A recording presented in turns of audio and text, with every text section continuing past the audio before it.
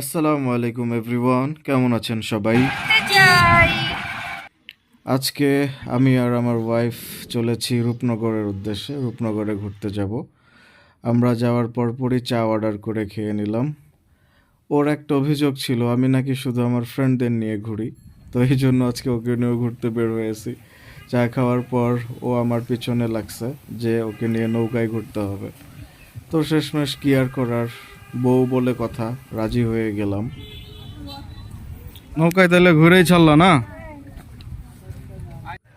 নৌকার পরিবেশ প্রকৃতি খুবই সুন্দর ছিল। Excuse me. ওকে নিয়ে ঘোরাঘুরি করলাম। এরপরেই ওর চোখে পড়েছে শাপলা ফুল। এখন শাপলা ফুলের মালা গেঁথে দিতে হবে। বসে পড়লাম শাপলা ফুলের মালা গাঁথার জন্য।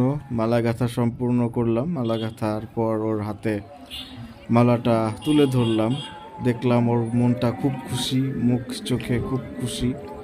ওর সাদরে গ্রহণ করলো এবং আমাকে থ্যাংক ইউ দিল। Thank you. মাশাআল্লাহ, ওর খুশিতে আমার খুশি। সবাই আমাদের জন্য দোয়া করবেন। Thank you.